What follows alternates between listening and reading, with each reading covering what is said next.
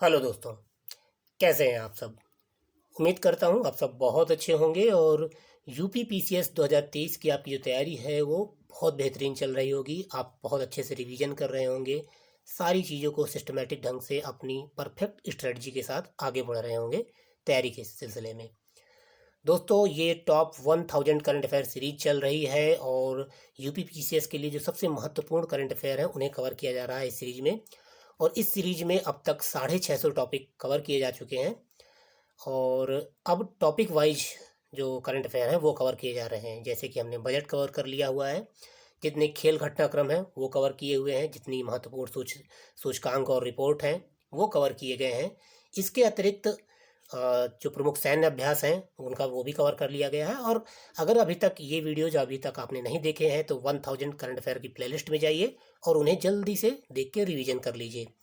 इसी कड़ी में आज हम जितने भी महत्वपूर्ण पुरस्कार हैं 2022-23 के उन्हें देखेंगे, उनको अच्छे से कवर करेंगे। और इसे कवर करने से पहले जो महत्वपूर्ण सूचनाएं हैं, सूचना यही है कि अब आपको बिल्कुल देर नहीं करनी चाहिए। आपको टेस्ट सीरीज की पीडीएफ है वो लगातार प्रोवाइड कराई जा रही हैं। जिन्होंने टेस्ट सीरीज ली हुई है वो अच्छी तरह जानते हैं कि टेस्ट सीरीज आपको लगातार प्रोवाइड की जा रही है और टेस्ट छोड़िएगा नहीं। आपको इसीलिए दो दो तीन तीन दिन के अंतराल में टेस्ट सीरीज प्रोवाइड की जा रही है और टेस्ट सीरीज जरूर दीजिए। और साथ ही उसका सॉल्यूशन का एनालिसिस जरूर कीजिए। जो सवाल गलत हो रहे हैं उनको बार बार एक जहां उनके फैक्ट नोट कीजिए, उन्हें बार बार रिवीजन कीजिए। और इसके अलावा जो लोग टेस्ट से नहीं जुड़े हैं वो जल्दी से जल्दी टेस्ट से जुड़ जाइए। टेस्ट से जुड़ने के लिए नीचे कमेंट बॉक्स के पहले कमेंट में एक दो तीन लिंक दिए हुए हैं। टेस्ट सीरीज का भी लिंक दिया गया है, 28 साल के पीडीएफ की लिंक दी गई है और अन्य जो लिंक दिए हुए हैं उनमें से टेस्ट सीरीज वाली लिंक पे आप क्लिक करके टेस्ट सीरीज के बारे में सारी जानकारी प्राप्त कर सकते हैं। और यदि आप प्रीवियस ईयर क्वेश्चन का रिवीजन करना चाहते हैं जो कि बहुत ज़रूरी है, तो 28 साल के जो महत्वपूर्ण तथ्य हैं पिछले 28 साल के, उन पर एक 6 से 7 घंटे का वीडियो भी पड़ा हुआ है चैनल पे और उसकी पीडीएफ भी नीचे कमेंट बॉक्स के पहले कमेंट में आपको प्राप्त हो जाएगी। तो इस तरह से ये महत्वपूर्ण सूचनाएं हैं। आप टेस्ट सीरीज जरूर लगाइए, नहीं तो बाद में आप जब इस टेस्ट सीरीज को देखेंगे तो आपको अफसोस होगा कि आपने ये टेस्ट सीरीज पहले क्यों नहीं लगाई। ठीक है, चलिए आज के टॉपिक देखते हैं। आज का जो पहला टॉपिक है वो है 95वां ऑस्कर अवार्ड। बहुत चर्चा में रहा है ऑस्कर अवार्ड, इसलिए भी चर्चा में रहा है क्योंकि इसमें भारतीय जो फिल्म है RRR, इसके एक गाने को, नाटू नाटू गाने को जो बेस्ट सॉन्ग का अवार्ड मिला है एक प्रकार से। और इसके अलावा एक भारतीय डॉक्यूमेंट्री है जिसे अवार्ड मिला है, इसलिए बहुत चर्चा में है और आपको पता होना चाहिए इन दोनों के बारे में। मैंने इसे बहुत अच्छे से कवर किया हुआ है। तो आइए देख लेते हैं 95वां जो ऑस्कर अवार्ड है उसमें आयोजन कहाँ होता है ऑस्कर अवार्ड का, तो लॉस एंजल्स में होता है, अमेरिका के लॉस एंजल्स में होता है। और सर्वश्रेष्ठ फिल्म कौन सी चुनी गई है तो है everything everywhere all at once. Everything everywhere all at once ये सर्वश्रेष्ठ फिल्म चुनी गई है। और सर्वश्रेष्ठ निर्देशक यानी जो बेहतरीन डायरेक्टर हैं वो कौन चुने गए हैं तो डेनियल क्वान और डेनियल सेनर्ट, ये दोनों लोग सर्वश्रेष्ठ निर्देशक के रूप में चुने गए हैं। सर्वश्रेष्ठ अभिनेता यानी बेस्ट एक्टर कौन चुने गए हैं तो Brendan Fraser, the whale movie है उसके एक्टर हैं ब्रेडन फ्रेजर, इन्हें सर्वश्रेष्ठ अभिनेता चुना गया है। और सर्वश्रेष्ठ अभिनेत्री किसे चुना गया है, सर्वश्रेष्ठ एक्ट्रेस किसे चुना गया है, मिशेल यो। जाइए इनकी फोटो गूगल पे सर्च कीजिए, देखिए इन्हें कौन है। और बेस्ट ओरिजिनल सॉन्ग कौन सा है तो ये बहुत इंपॉर्टेंट है, हमारे भारत की साउथ इंडियन फिल्म है RRR और इसका गाना है नाटू नाटू, ये बेस्ट ओरिजिनल सॉन्ग चुना गया है। और बेस्ट डॉक्यूमेंट्री ये भी इम्पोर्टेंट है। एक्चुअली ये ज़्यादा इम्पोर्टेंट है, क्यों, क्योंकि RRR फिल्म के बारे में और नाटू नाटू सॉन्ग के बारे में तो खूब चर्चा हुई है, सब लोग जानते हैं, लेकिन बहुत कम लोग इसे नोटिस कर पा रहे हैं। द एलिफेंट विस्पर, ये दक्षिण भारत के एक एलिफेंट रिजर्व की कहानी है जहाँ पर एक एलिफेंट है, मुझे उसका नाम नहीं याद आ रहा, लेकिन उस एलिफेंट पे और उनके संरक्षक जो दो बुजुर्ग व्यक्ति हैं उनके उनके ऊपर ये डॉक्यूमेंट्री बनी हुई है। तो आपको ये डॉक्यूमेंट्री, आप ऐसा कीजिएगा आज यूट्यूब पर या आप गूगल पे ही द एलिफेंट विस्पर को सर्च कीजिएगा और उसको थोड़ा सा जानिएगा कि इसमें है क्या। ठीक है, इसके बारे में पूछा जा सकता है आपसे, the best documentary short film किसे चुना गया है तो द एलिफेंट विस्पर चुनी गई है। ठीक है, तो अभी मैंने इन दोनों को भी अलग से कवर किया है ताकि आप थोड़ा गंभीरता से इसे पढ़ें। तो नाटू नाटू सॉन्ग के बारे में अगर आपसे कुछ अंदर से जाके क्वेश्चन पूछ ले तो इसके जो संगीत दिया है वो है एम कीरावानी ने। नाटू नाटू जो गीत है उसका संगीत दिया है एम कीरावानी ने, और इसको गीतकार, इसके कंपोजर जो है वो चंद्र बोस जी हैं। गायक कौन है? गायक हैं काल भैरव और राहुल सिंपलीगुंज। काल भैरव और राहुल सिंपलीगुंज इसके गायक हैं। और कोरियोग्राफ किसने किया है इस गाने को? तो प्रेम रक्षित जी ने इसे कोरियोग्राफ किया है। ये आपको फैक्ट अगर पता रहेंगे, हो सकता है नाटू नाटू सॉन्ग सीधे डायरेक्ट आपसे ना पूछे, उससे अंदर की चीज़ें पूछ ले, तो ये मैंने इसीलिए कवर किया है। इसके अतिरिक्त द एलिफेंट विस्पर जो बेस्ट शॉर्ट डॉक्यूमेंट्री चुनी गई है ऑस्कर में, वो भी आपको पता रखना है। तो उसके निर्माता कौन है? तो यानी कि निर्माता है गुनीत मोंगा। कौन है? गुनीत मोंगा। और डायरेक्टर है कार्तिकी गोंजाल्विस। कार्तिकी गोंजाल्विस इनके डायरेक्टर हैं द एलिफेंट विस्पर के। ये दोनों आपको पता होने चाहिए, बहुत इंपॉर्टेंट फैक्ट है। चलिए आगे बढ़ते हैं अगले टॉपिक की ओर। आज का हमारा इंपॉर्टेंट टॉपिक है अगला 80वां गोल्डन ग्लोब अवार्ड 2023। 80वां गोल्डन ग्लोब पुरस्कार 2023। इसमें सर्वश्रेष्ठ फिल्म द फेबलमैन्स को चुना गया है, और बेस्ट डायरेक्टर चुने गए हैं स्टीवन स्पिलबर्ग को बेस्ट डायरेक्टर चुना गया है, और बेस्ट एक्टर चुने गए हैं ऑस्टिन बटलर। कौन? Austin Butler. और बेस्ट एक्ट्रेस चुनी गई है केट ब्लैंचेट जो है बेस्ट एक्ट्रेस चुनी गई है। और बेस्ट सॉन्ग चुना गया है नाटू नाटू को। ये RRR के नाटू नाटू को बेस्ट सॉन्ग चुना गया है, तो इसलिए ये भी इंपॉर्टेंट है। चलिए आगे बढ़ते हैं और देखते हैं अगला टॉपिक। अगला जो महत्वपूर्ण पुरस्कार है वो है 76वां बाफ्टा पुरस्कार। बाफ्टा मतलब ब्रिटिश फिल्म अकेडमी का पुरस्कार होता है ये। तो ये सर्वश्रेष्ठ फिल्म इसमें चुनी गई है all quite on the western front. All quite on the western front ये सर्वश्रेष्ठ फिल्म चुनी गई है। और बेस्ट डायरेक्टर चुने गए हैं एडवर्ड बर्जर। कौन? Edward Berger. और बेस्ट एक्टर चुने गए हैं ऑस्टिन बटलर। और बेस्ट एक्ट्रेस चुनी गई है केट ब्लैंचेट। तो ये भी आपको याद रखना है। चलिए देखते हैं अगला पुरस्कार। अगला जो हमारा महत्वपूर्ण पुरस्कार है वो है 53वां अंतर्राष्ट्रीय फिल्म महोत्सव। ये भारत के द्वारा आयोजित किया जाता है और बहुत इंपॉर्टेंट होता है। इससे यूपी पीसीएस में कई बार सवाल पूछे जा चुके हैं। 53वां अंतर्राष्ट्रीय फिल्म महोत्सव कहाँ आयोजित किया गया इस बार? तो गोवा में आयोजित किया गया था। कहाँ? गोवा में।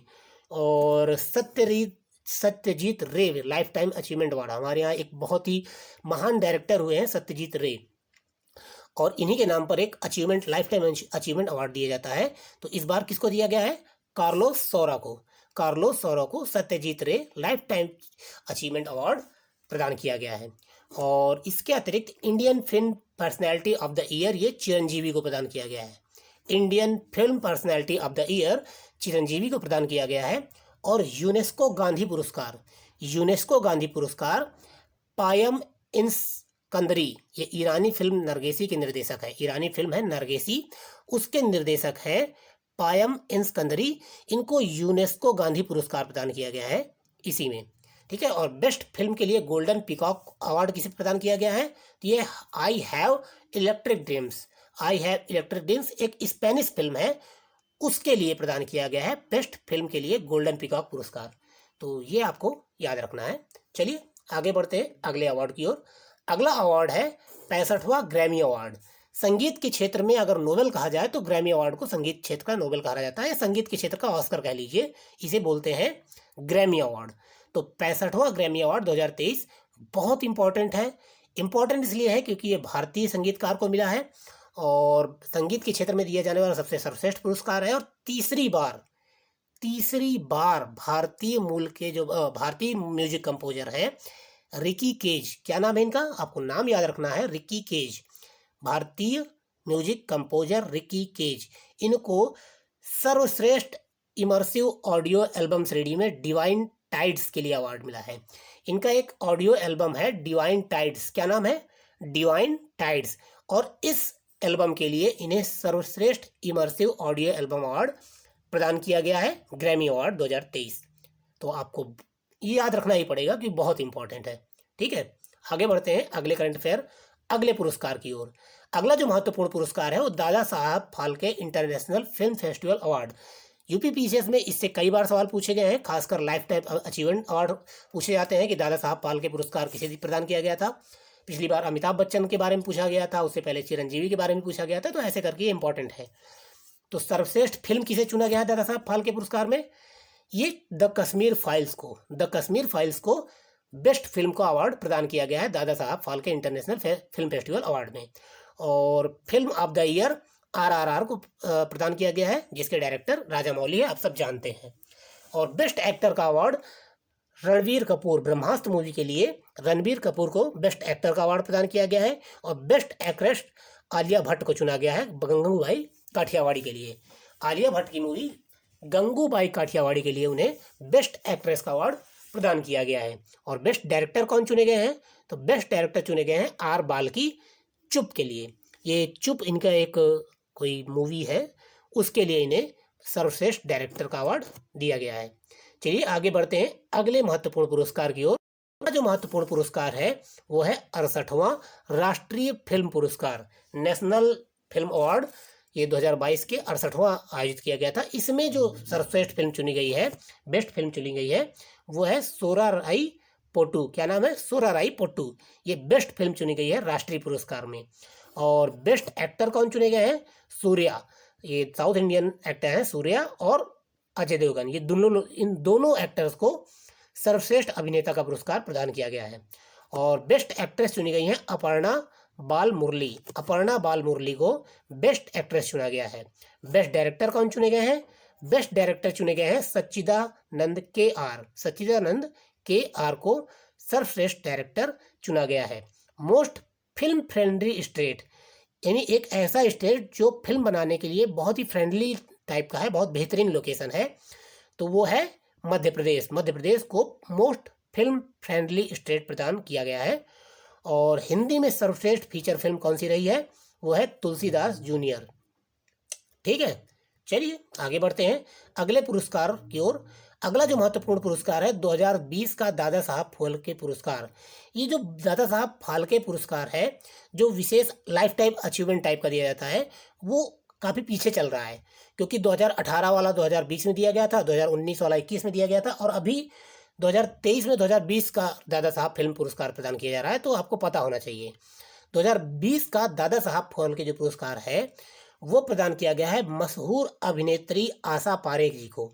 आशा पारेख जी को अगर आपने बहुत सी पुरानी फिल्में देखी हैं तो आशा पारेख जी, उनकी मतलब मैं क्या ही कहूँ, मुझे तो उनकी मूवीज पसंद है और बहुत सुंदर सी उनकी आंखें हैं। तो आप हो सकेगा तो उनको देख लेंगे एक बार गूगल करके, तो आपको ये याद रहेगा। मैं इसलिए आपको उनका जिक्र कर रहा हूँ, इसलिए नहीं जिक्र कर रहा हूँ कि मुझे यहाँ पर खूबसूरती का जिक्र करना है, क्योंकि जब हम कोई चीज़ विजुअली देख लेते हैं ना तो वो याद रह जाता है। तो एक बार आप गूगल में आशा पारेख जी को सर्च कर लीजिएगा तो आपको याद रह जाएंगी। तो इन्हें 2020 का दादा साहब फाल्के अवार्ड से सम्मानित किया गया है। और दादा साहब फाल्के भारतीय सिनेमा के क्षेत्र में सर्वोच्च पुरस्कार है। ठीक है, चलिए आगे बढ़ते हैं अगले पुरस्कार की ओर। अगला जो पुरस्कार है वो है साहित्य का नोबेल पुरस्कार। यहाँ पर हम 6 के 6 नोबेल पुरस्कार कवर करेंगे। बहुत इंपॉर्टेंट है, 6 के 6 नोबेल पुरस्कार आपको रटे होने चाहिए।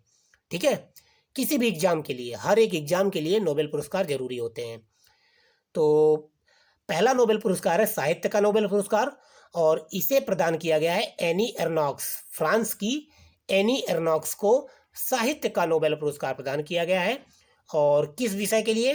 तो इन्होंने साहस और नैदानिक तीक्ष्णता के लिए इन्हें प्रदान किया गया है। इनके साहस और नैदानिक तीक्ष्णता के लिए इन्हें नोबेल पुरस्कार, साहित्य का नोबेल पुरस्कार प्रदान किया गया है, जिसके साथ वह व्यक्तिगत स्मृति की जड़ों, व्यवस्थाओं और सामूहिक प्रतिबंधों को उजागर करती हैं।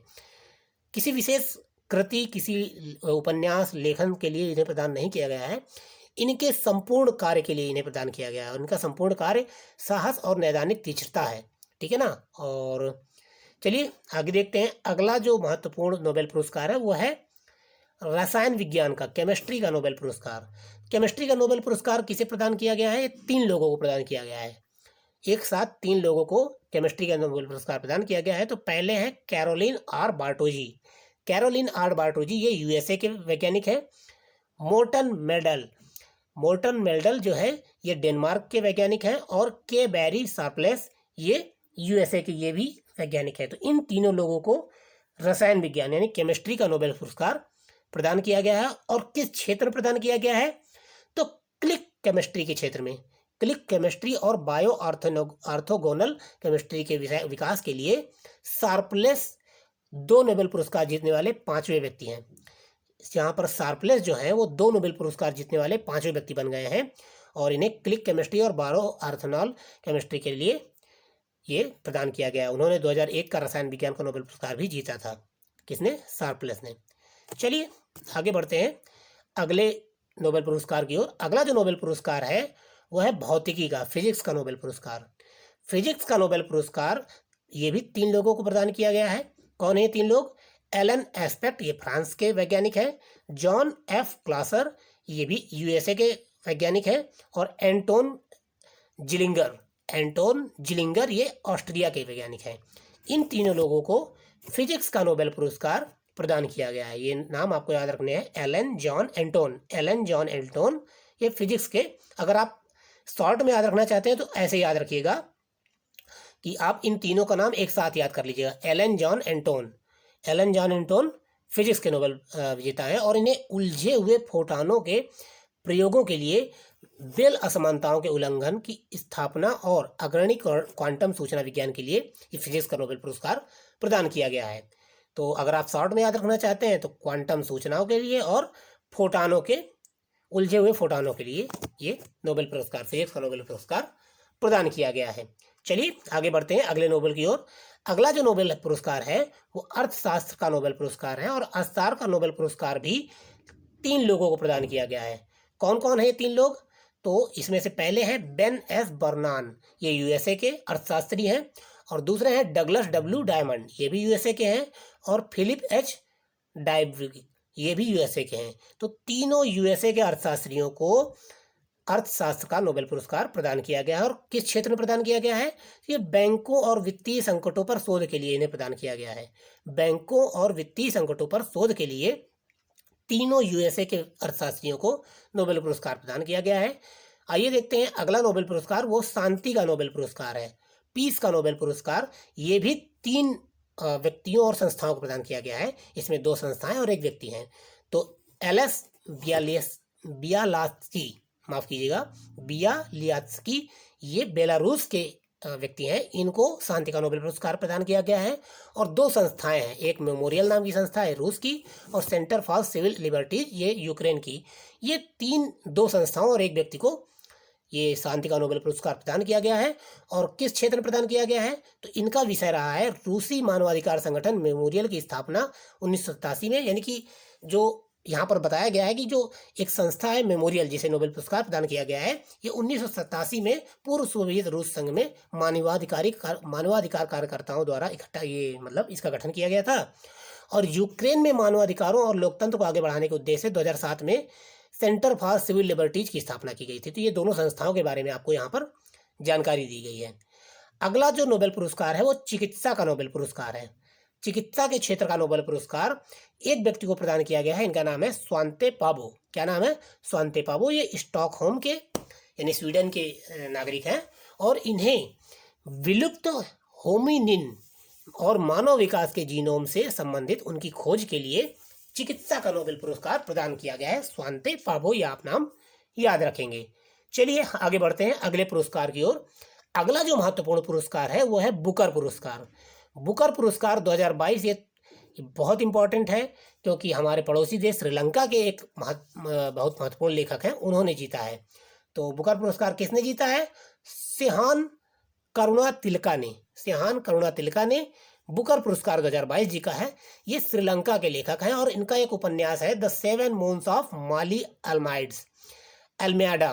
तो the 7 moons of Maali Almeida, ये इनका उपन्यास है और इसके लिए इन्हें बुकर प्राइज प्रदान किया गया है। यह उपन्यास जो है एक मृत जो युद्ध फोटोग्राफर है उसकी कहानी के बारे में बताता है, जो बाद के जीवन में एक मिशन पर है। तो ये बुकर पुरस्कार आपने जाना। इसके अतिरिक्त हम एक पुराना जो बुकर पुरस्कार है 2021 का, वो भी देख लेते हैं। तो 2021 का बुकर पुरस्कार डेमन गलगुट, ये दक्षिण अफ्रीका के लेखक हैं, इनको प्रदान किया गया था इनके उपन्यास द प्रॉमिस के लिए। ठीक है। और अगला हम मैन बुकर पुरस्कार भी लगे हाथ देख लेते हैं।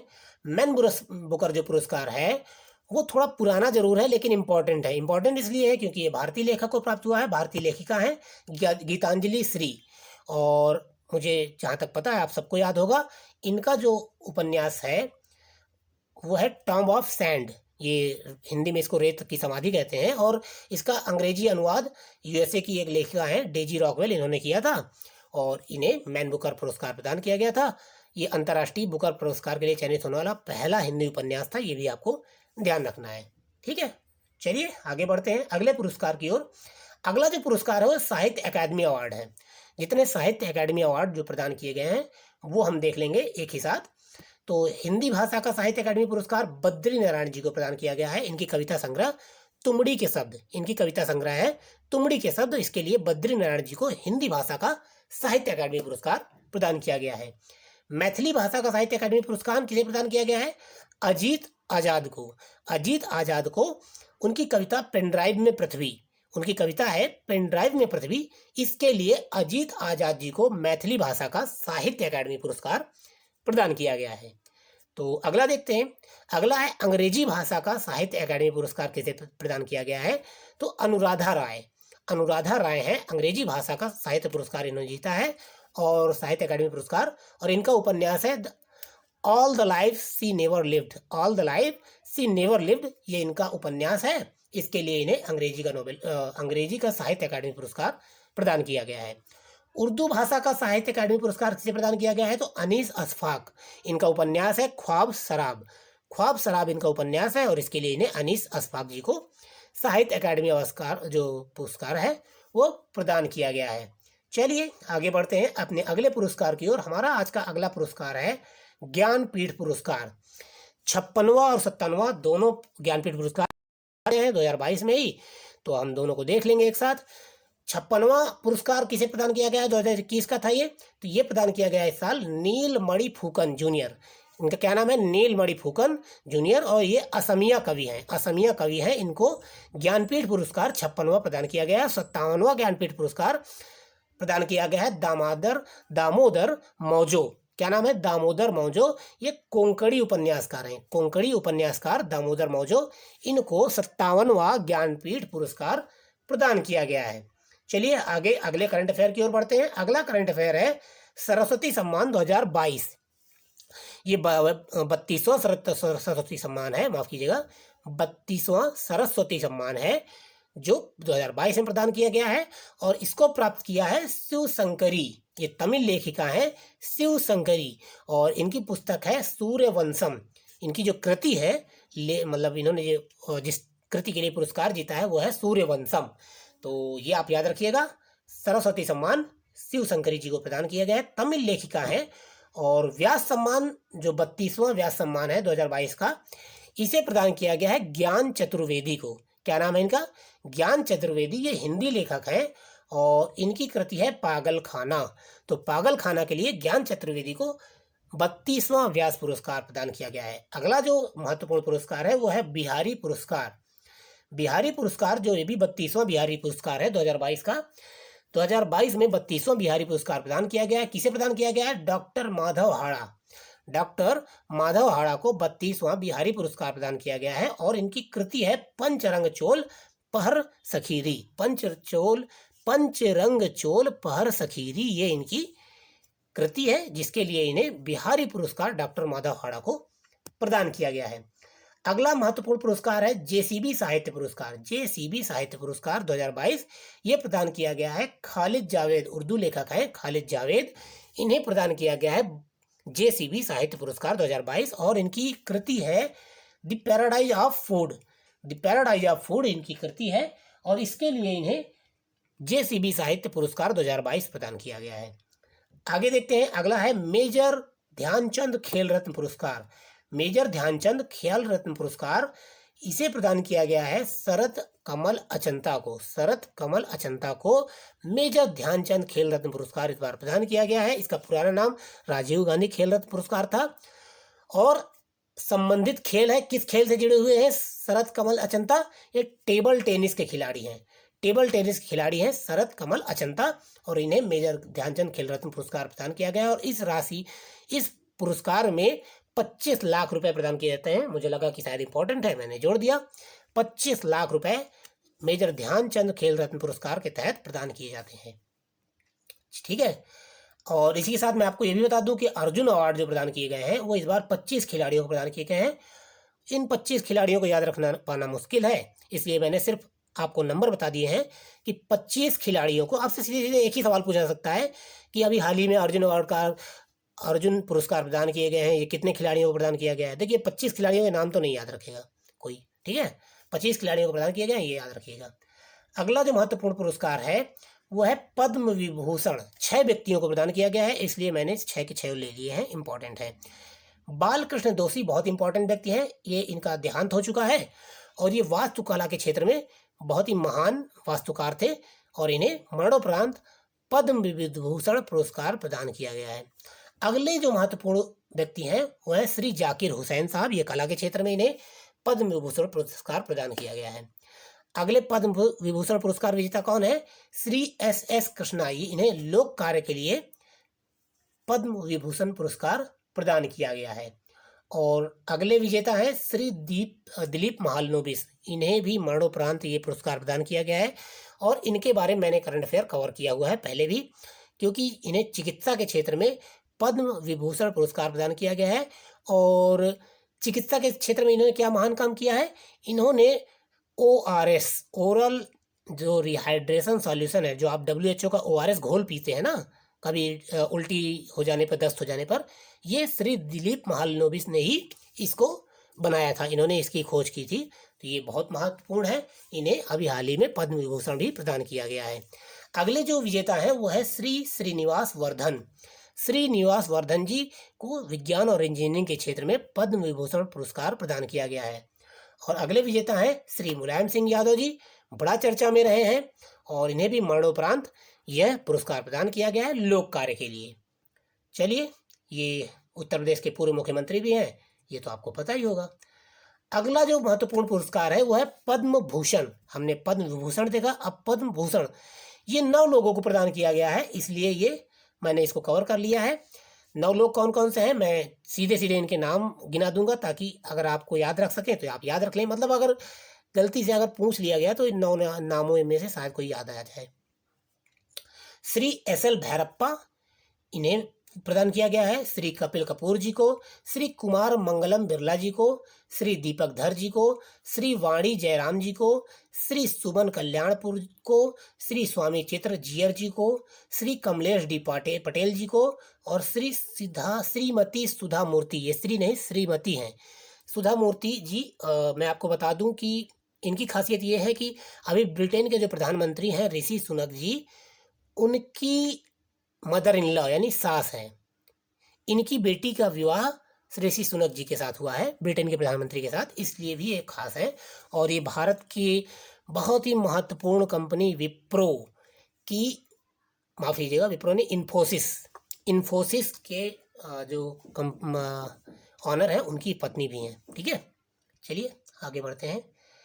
अगला थोड़ा सा एक और साथ में जानकारी ले लीजिए। पद्मश्री पुरस्कार, पद्म विभूषण के बाद पद्मश्री पुरस्कार, ये 91 व्यक्तियों को प्रदान किया गया है।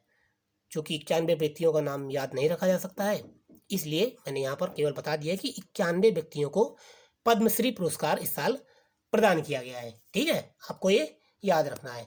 अगला जो महत्वपूर्ण पुरस्कार है वो है द्रोणाचार्य पुरस्कार। द्रोणाचार्य पुरस्कार जो होता है वो खेल के क्षेत्र में जो कोच होते हैं, कोच मतलब जो गुरु होते हैं, जो कि द्रोणाचार्य कोच थे, गुरु थे, इसलिए उन्हीं के नाम पर यह द्रोणाचार्य पुरस्कार रखा गया है। और ये 2 श्रेणियों में प्रदान किया जाता है, एक नियमित श्रेणी में और एक प्रदान किया जाता है लाइफ टाइम श्रेणी में। तो नियमित श्रेणी में इस बार 4 लोगों को द्रोणाचार्य पुरस्कार प्रदान किया गया है। पहले व्यक्ति हैं श्री जीवन जोत सिंह तेजा, इनको ये तीरंदाजी के कोच हैं, इन्हें प्रदान किया गया है। श्री मोहम्मद अली कमर, इन्हें बॉक्सिंग के कोच हैं, इन्हें प्रदान किया गया है। सुश्री सुमा सिद्धार्थ सिरूर, नाम फिर से बोल देता हूँ, सुश्री सुमा सिद्धार्थ सिरूर, तो ये पैरा निशानेबाजी कोच हैं, इन्हें भी द्रोणाचार्य पुरस्कार प्रदान किया गया है। और श्री सुजीत मान, ये कुश्ती के कोच हैं, इन्हें भी ये पुरस्कार प्रदान किया गया है। अगला जो है वो द्रोणाचार्य पुरस्कार लाइफ टाइम श्रेणी में प्रदान किया गया है।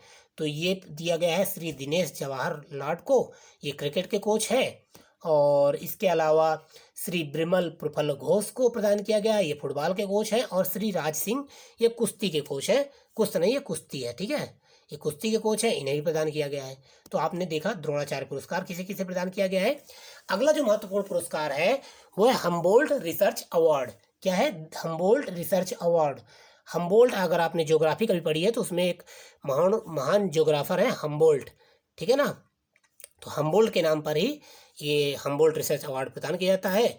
और ये जर्मनी के द्वारा प्रदान किया जाता है, जर्मनी का प्रतिष्ठित रिसर्च अवार्ड है। और ये इस बार प्रदान किया गया है दिल्ली विश्वविद्यालय के प्रोफेसर इंद्रजीत सिंह को।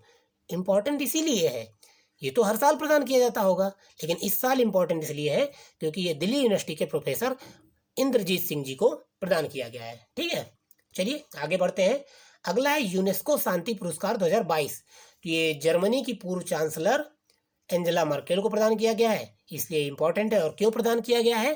सीरिया, इराक, अफगानिस्तान आदि जो देश हैं यहाँ से जो शरणार्थी भाग के गए थे उन्हें इन्होंने शरण प्रदान की थी, इसलिए इन्होंने यूनेस्को के द्वारा शांति पुरस्कार 2022 से सम्मानित किया गया है। आगे बढ़ते हैं। अगला जो महत्वपूर्ण पुरस्कार है वो गांधी मंडेला पुरस्कार, ये मैंने पहले भी कवर किया हुआ है और ये दलाई लामा जी को प्रदान किया जा रहा है, ठीक है। और अगला जो महत्वपूर्ण पुरस्कार है वो स्वच्छ सुजल शक्ति सम्मान 2023। स्वच्छ सुजल शक्ति सम्मान 2023 ये जल शक्ति मंत्रालय के द्वारा प्रदान किया जाता है और इसी के तहत ये राष्ट्रपति श्रीमती द्रौपदी मुर्मू जी ने 36 महिला वाश चैंपियंस को ये स्वच्छ सुजल शक्ति सम्मान 2023 प्रदान किया है। तो हम थोड़ा सा इस सम्मान के बारे में जान लेंगे। 36 महिलाओं के बारे में तो याद रखना मुश्किल है, लेकिन इस पुरस्कार के बारे में हम थोड़ा सा जान लेते हैं। तो ये जो पुरस्कार है वो जल शक्ति अभियान कैच द रेन 2023 की शुरुआत की गई है, पहली बार ये पुरस्कार प्रदान किया गया है। और इसका मुख्य विषय जो है वो थीम जो है वो पेयजल की स्रोत स्थिरता है, पेयजल की स्रोत स्थिरता, ये इसका मुख्य विषय है। और टैगलाइन थी catch the rain where it falls when it falls, यानी कि बारिश के जल को हमें हर हाल में पकड़ना है, सुरक्षित रखना है। कहीं भी बारिश हो रही हो, कभी भी बारिश हो रही हो, तो हमें उस जल को सुरक्षित करना है, ये टैगलाइन है। और यह पुरस्कार 3 श्रेणियों में प्रदान किया जाता है, स्वच्छ भारत मिशन ग्रामीण के तहत, जल जीवन मिशन के तहत और राष्ट्रीय जल मिशन के तहत ये पुरस्कार प्रदान किया जाता है। तो ये आपको याद रखना है। चलिए आगे बढ़ते हैं अगले करंट अफेयर, अगले महत्वपूर्ण पुरस्कार की ओर। अगला जो महत्वपूर्ण पुरस्कार है वो है सुभाष चंद्र बोस आपदा प्रबंधन पुरस्कार 2023। सुभाष चंद्र बोस आपदा प्रबंधन पुरस्कार 2023 तो ये 2 श्रेणियों में प्रदान किया जाता है, एक संस्था को प्रदान किया जाता है, एक पर्सनल किसी व्यक्ति को प्रदान किया जाता है जिन्होंने आपदाओं के क्षेत्र में बहुत अच्छा काम किया हो। तो संस्थागत श्रेणी में उड़ीसा राज्य जो कि आपदा प्रबंधन प्राधिकरण है, उड़ीसा राज्य का आपदा प्रबंधन प्राधिकरण है, उसे प्रदान किया गया है संस्था की श्रेणी में। और लुंगलेई फायर स्टेशन मिजोरम के एक fire station Lunglei fire station को प्रदान किया गया है। और अगर व्यक्तिगत श्रेणी में बात की जाए तो किसी भी व्यक्ति को इस साल यह अवार्ड प्रदान नहीं किया गया है, ठीक है। चलिए आगे बढ़ते हैं। अगला जो महत्वपूर्ण पुरस्कार है वो है 70वां मिस वर्ल्ड पुरस्कार। 70वां मिस वर्ल्ड पुरस्कार 2021 जो प्यूर्टो रिको में आयोजित हुआ था और ये कैरोलिना बिलावास्का 2021 का है, याद रखिएगा। कैरोलिना बिलावास्का जो पोलैंड की है उन्हें प्रदान किया गया है मिस वर्ल्ड 2021 की मिस वर्ल्ड कैरोलिना बिलावास्का। और 2022 की मिस यूनिवर्स कौन है? 71वां मिस यूनिवर्स 2022 कहाँ आयोजित किया गया था? अमेरिका में आयोजित किया गया था और ये प्रदान किया गया था आर्बोनी गैब्रियल, अमेरिका की आर्बोनी गैब्रियल को मिस यूनिवर्स 2022 प्रदान किया गया है। मिस वर्ल्ड अभी 2022 की घोषित नहीं किया गया है, ये मई में घोषित किया जाएगा, इसलिए इंपॉर्टेंट नहीं है। तो आप 2021 की कैरोलिना बिलावास्का को याद रखेंगे जो मिस वर्ल्ड है। और 2022 की मिस यूनिवर्स है आर्बोनी गैब्रियल। और आर्बोनी गैब्रियल को ताज किसने पहनाया है? हमारी भारत की हरनाज संधू ने, जो 2021 की मिस यूनिवर्स हैं। अब 2021 की मिस यूनिवर्स भी देख लेते हैं लगे हाथ। तो 70वां मिस यूनिवर्स 2021 जो है वो इजराइल में आयोजित हुआ था और हरनाज संधू, पंजाब की हरनाज संधू को 2021 का मिस यूनिवर्स प्रदान किया गया था। तो ये इंपॉर्टेंट है, आपको याद रखना है। और कुछ और जो सौंदर्य के क्षेत्र में पुरस्कार प्रदान किए जाते हैं उन्हें भी लगे हाथ एक साथ देख लेते हैं।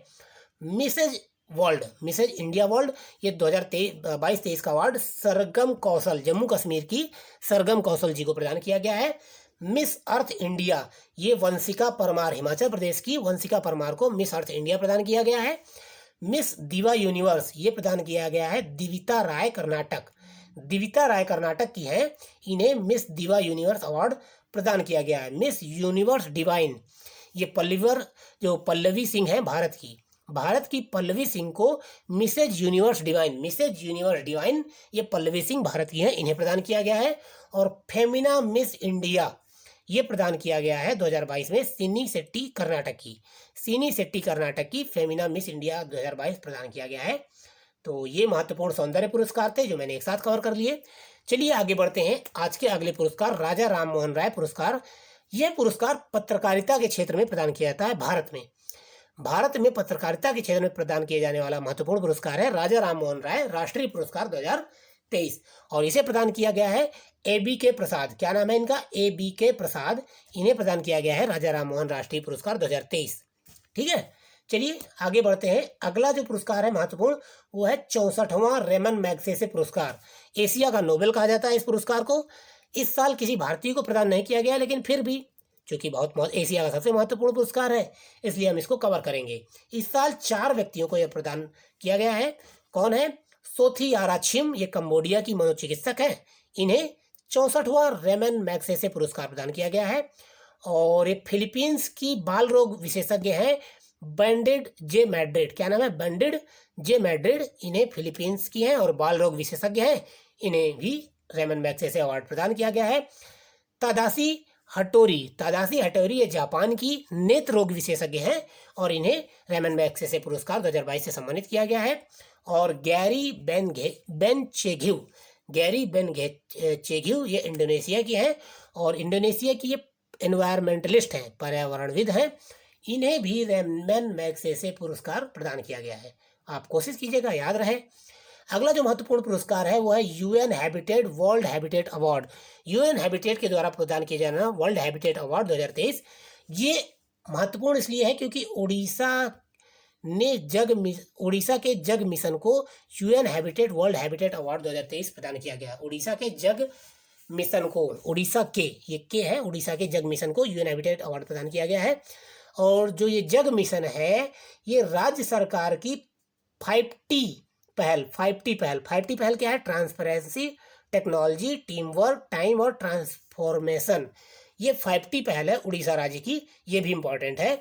ये एक पहल है और इसे ही वर्ल्ड हैबिटेट पुरस्कार प्रदान किया गया। UN हैबिटेट अवार्ड का पुरस्कार है वो प्रदान किया गया है। यह दुनिया का सबसे बड़ा भूमि टाइटलिंग स्लम उन्नयन कार्यक्रम है जिसका उद्देश्य झुग्गीवासियों को जीवन को सुरक्षा प्रदान करना है। ये 5T पुरस्कार है, 5T पहल है, ये दुनिया का सबसे बड़ा भूमि टाइटलिंग और स्लम उन्नयन कार्यक्रम है। ठीक है, उड़ीसा सरकार के द्वारा चलाया गया, ये भी इंपॉर्टेंट है। अगला जो महत्वपूर्ण पुरस्कार है वो है प्रेसिडेंट कलर पुरस्कार। प्रेसिडेंट कलर अवार्ड ये प्रदान किया गया है केंद्रीय गृह मंत्री और सहकारिता मंत्री अमित शाह के द्वारा। हरियाणा के करनाल में हरियाणा पुलिस को प्रेसिडेंट कलर पुरस्कार प्रदान किया गया है। किसे प्रदान किया गया? करनाल में हरियाणा पुलिस को ये प्रदान किया गया है प्रेसिडेंट कलर पुरस्कार। और 25 वर्षों की निरंतर सेवा के दौरान साहस, वीरता और समर्पण की सावधानी पूर्वक परीक्षा के बाद ही यह राष्ट्रपति पुरस्कार प्रदान किया जाता है। प्रेसिडेंट कलर पुरस्कार यह सर्वोच्च सम्मान है किसी भी भारतीय सैन्य इकाई को दिया जाने वाला प्रेसिडेंट कलर पुरस्कार। ठीक है, अगला जो महत्वपूर्ण पुरस्कार है वो फोटो ऑफ द ईयर, ठीक है ना, पिक्चर ऑफ द ईयर, ये फोटो ऑफ द ईयर है और ये प्रदान किया गया है भारतीय मूल के इंजीनियर सह फोटोग्राफर। एक इंजीनियर है भारतीय मूल के और वो फोटोग्राफर भी हैं, इनका नाम है कार्तिक सुब्रमण्यम। नाम याद रखिएगा, कार्तिक सुब्रमण्यम। इनके द्वारा खींची गई एक फोटो है जिसे फोटो ऑफ द ईयर घोषित किया गया है और नेशनल जियोग्राफिक की फोटो है ये, और इसे 2022 का फोटो ऑफ द ईयर प्रदान किया गया है। और डांस ऑफ द ईगल इस फोटो का शीर्षक है। इन्होंने जो फोटो खींची है उसका नाम है डांस ऑफ द ईगल्स। ये शीर्षक वाली उनकी तस्वीर के लिए उन्हें यह सम्मान प्रदान किया गया है और इस तस्वीर में एक पेड़ की शाखा पर बसने के लिए जूझ रहे ईगल की एक आकर्षक तस्वीर है। तो भारतीय मूल के इंजीनियर है कार्तिक सुब्रमण्यम, ये नाम याद रखिएगा। और कुछ गणतंत्र दिवस से संबंधित पुरस्कार हैं। गणतंत्र दिवस में जो झांकियां होती हैं उन्हें पुरस्कार प्रदान किया जाता है। तो इस साल सर्वश्रेष्ठ झांकी का पुरस्कार किसे प्रदान किया गया है? सर्वश्रेष्ठ झांकी का पुरस्कार उत्तराखंड की झांकी को प्रदान किया गया है। ठीक है, और दूसरा पुरस्कार महाराष्ट्र को, तीसरा पुरस्कार उत्तर प्रदेश को प्रदान किया गया है, क्योंकि उत्तर प्रदेश की झांकी में अयोध्या का जो वो है, मतलब दीपोत्सव है, उसको प्रदर्शित किया गया था। तो ये तीनों पुरस्कार प्रदान किए गए। और इसके अलावा भी गणतंत्र दिवस में कुछ अन्य पुरस्कार प्रदान किए जाते हैं।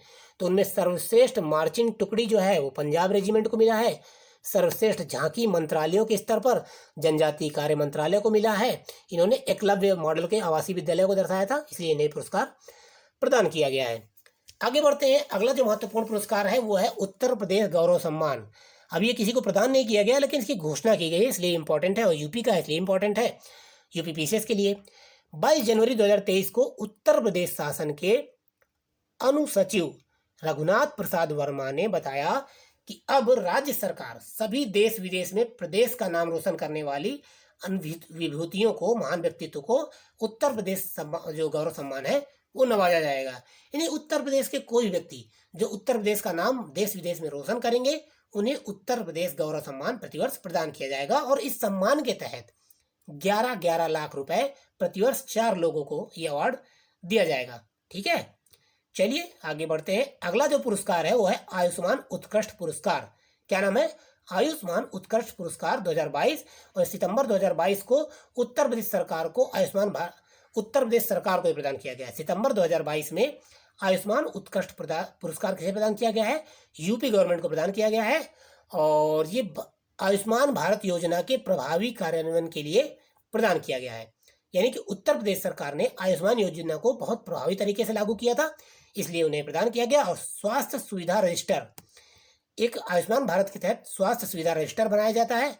उस रजिस्टर में विभिन्न स्वास्थ्य सुविधाओं में योगदान के लिए भी यूपी सरकार को यह पुरस्कार प्रदान किया गया है। ठीक है, तो आपको ये पता होना चाहिए। अगला है महत्वपूर्ण पुरस्कार यूनेस्को का एशिया प्रशांत पुरस्कार। क्या नाम है? यूनेस्को का एशिया प्रशांत पुरस्कार। तो यूनेस्को ने एशिया प्रशांत पुरस्कार समारोह में छत्रपति शिवाजी महाराज वास्तु संग्रहालय को सांस्कृतिक विरासत संरक्षण के लिए ऑर्डर ऑफ एक्सीलेंस से सम्मानित किया है। क्योंकि यूनेस्को का पुरस्कार है इसलिए इंपॉर्टेंट है। और किसे प्रदान किया गया है? छत्रपति शिवाजी महाराज वास्तु संग्रहालय को प्रदान किया गया है। माफ कीजिएगा, थोड़ा सा टेक्निकल फॉल्ट आ गया था, तो हमने उसे फिर से कवर कर दिया है। तो यूनेस्को का ये जो पुरस्कार है ये प्रदान किया गया छत्रपति शिवाजी महाराज वास्तु संग्रहालय को। अगला जो महत्वपूर्ण पुरस्कार है वो है यूएनएचसीआर नॉनसेन पुरस्कार। नॉनसेन पुरस्कार यूएनएचसीआर का ह्यूमन राइट्स का जो एक महत्वपूर्ण यूनाइटेड नेशन का कमीशन है, उसके द्वारा ये जर्मनी की पूर्व चांसलर एंजेला मर्केल को अपने कार्यकाल के दौरान शरणार्थियों को शरण देने के लिए प्रदान किया गया था। ठीक है, अगला जो महत्वपूर्ण पुरस्कार है वो है मार्कोनी पुरस्कार 2023। क्या है? मार्कोनी पुरस्कार 2023। और ये कंप्यूटर वैज्ञानिक, भारतीय कंप्यूटर वैज्ञानिक हरि बालकृष्णन को प्रदान किया गया है। मार्कोनी पुरस्कार कंप्यूटर वैज्ञानिक हरि बालकृष्णन को प्रदान किया गया है 2023 में। ठीक है, अगला जो महत्वपूर्ण पुरस्कार है वो सांसद रत्न पुरस्कार। क्या है? सांसद रत्न पुरस्कार। और ये प्रदान किया गया है एपीजे अब्दुल कलाम आजीवन उपलब्धि पुरस्कार से। किसी सांसद रत्न पुरस्कार को एक अन्य नाम डॉक्टर एपीजे अब्दुल कलाम आजीवन उपलब्धि पुरस्कार भी कहा जाता है। और यह पुरस्कार मार्क्सवादी कम्युनिस्ट पार्टी के पूर्व सांसद टीके रंगराजन, क्या नाम है इनका? टीके रंगराजन को प्रदान किया गया है। तो ये आप याद रखिएगा, सांसद रत्न पुरस्कार या फिर डॉक्टर एपीजे अब्दुल कलाम आजीवन उपलब्धि पुरस्कार मार्क्सवादी कम्युनिस्ट पार्टी के नेता हैं टीके रंगराजन को प्रदान किया गया है। सांसद रत्न पुरस्कार जो समारोह है वो 13वां संस्करण 25 मार्च 2023 को दिल्ली में आयोजित किया गया था। और लोकसभा की वित्त समिति और राज्यसभा की परिवहन, पर्यटन और संस्कृति समिति को भी ये पुरस्कार प्रदान किया गया है। ये भी आपको याद रहना चाहिए। अगला जो महत्वपूर्ण पुरस्कार है वो है हारून इंडिया अवार्ड 2022। ये मणप्पुरम फाइनेंस लिमिटेड के प्रबंधक निदेशक और सीईओ वीपी नंद कुमार को व्यापार जगत में अपनी उल्लेखनीय उपलब्धियों के लिए हारून इंडिया पुरस्कार से पुरस्कृत किया गया है। और इससे पहले यह पुरस्कार जो है गोदरेज को भी, साइरस एस पूनावाला को, क्रिस गोपाल कृष्णन को और संजीव गोयनका को, इनको भी पिछले कुछ वर्षों में प्रदान किया जा चुका है हारून इंडिया ग्लोबल अवार्ड। और VKIBS सॉफ्टवेयर के संस्थापक और कार्यकारी अध्यक्ष मैथ्यूज को हारून इंडस्ट्री अचीवमेंट अवार्ड 2022 से भी सम्मानित किया गया है। अगर याद रहे तो अच्छी बात है। अगला और आखिरी पुरस्कार है आज का, best adventure tourism in destination award. यानी टूरिज्म के क्षेत्र में जो बेस्ट डेस्टिनेशन अवार्ड है वो किसे प्रदान किया गया है? तो इंडिया टुडे के द्वारा टूरिज्म सर्वे ने जम्मू कश्मीर पर्यटन को सर्वश्रेष्ठ साहसिक पर्यटन पुरस्कार के लिए चुना है। और केंद्रीय संस्कृति और संसदीय मामलों के राज्य मंत्री के द्वारा कौन है? अर्जुन राम मेघवाल ने यह पुरस्कार प्रदान किया है। ठीक है, तो बस देखते हैं। ये सारे पुरस्कार मैंने 50 जो सबसे महत्वपूर्ण पुरस्कार थे वो यहाँ पर कवर कर लिए हैं। उम्मीद करता हूँ आपको ये सीरीज पसंद आई होगी। प्लीज़ कमेंट करके मुझे ज़रूर बताइए कि आपको ये सीरीज कैसी लग रही है, सारे करंट अफेयर कैसे लग रहे हैं। और प्लीज़ आप टेस्ट सीरीज जरूर ज्वाइन कीजिए, क्योंकि टेस्ट सीरीज के बिना आप सफल नहीं हो सकते हैं। ठीक है, और लगातार रिवीजन करते रहिए, लगातार पढ़ते रहिए। टेंशन में बिल्कुल मत लीजिएगा, प्रेशर बिल्कुल मत लीजिएगा। बिना प्रेशर के, बिना टेंशन के तैयारी करेंगे तभी आप आसानी से इस एग्जाम को क्वालिफाई कर सकते हैं। मिलते हैं अगले वीडियो में। धन्यवाद।